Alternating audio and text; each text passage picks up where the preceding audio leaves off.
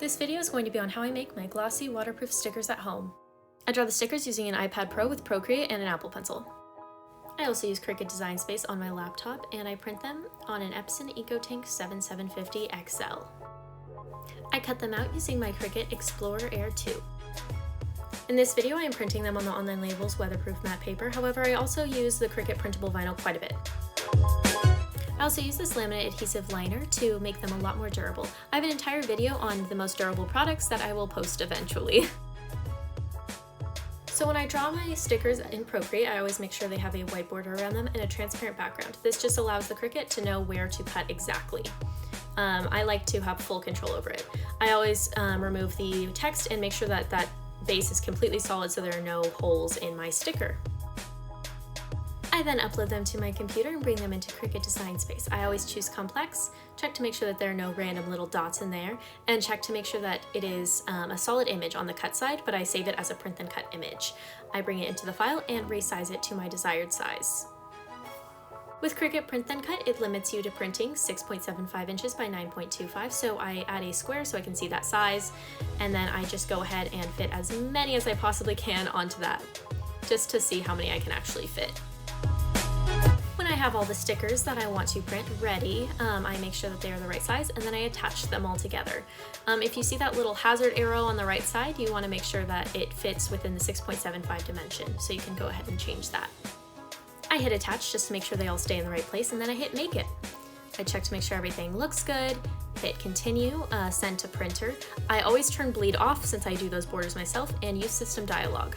I always choose glossy paper. Even though I'm not using a glossy paper here, it just creates a much clearer image for your stickers. It's a lot more vibrant. And then it prints. To make sure the laminate is the right size, I measure it out inside that black line. Do not put it over the black line, otherwise it won't be able to read your cut marks. So I just draw little tick marks on there so I can see exactly the size I need and to not waste any of the laminate. I always want to do the exact amount.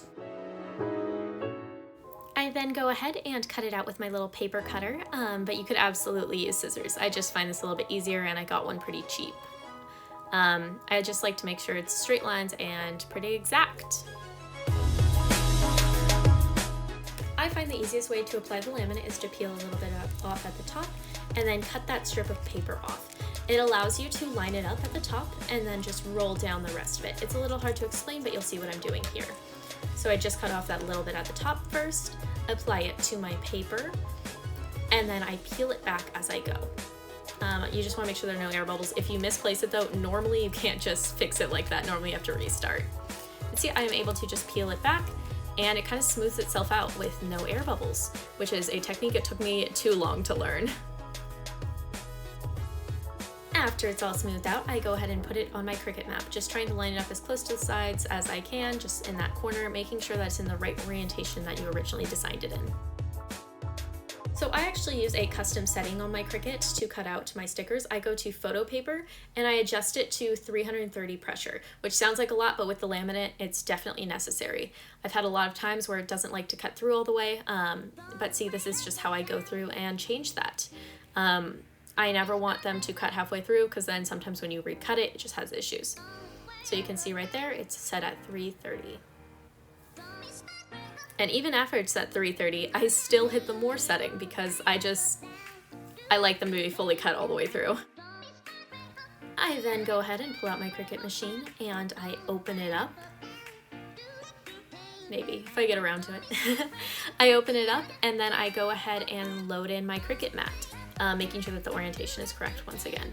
Because I didn't put the laminate over those black lines, it still is able to read the cut marks, which is a problem a lot of people have when making glossy stickers. There is a solution to that. If you accidentally put it over, you can just use matte Scotch tape over the black lines and it will be able to read them just fine. So this is it, cutting it all out, very sped up. It is not this fast, I promise. I wish it was, but it's not. And then I unload the mat. So to take these off the mat, I peel off the edge around it at a very sharp angle. It prevents the paper from sticking and like pulling up the stickers with it. It creates a much cleaner line around it, if that makes sense. I then go ahead and bend the mat to peel off each sticker. This paper sticks a little bit more than the Cricut paper, but it still works super well. I do have to say, although it's a common trick to peel that off, please, please, please be careful and don't bend it too sharp of an angle, because I have snapped many Cricut mats doing this.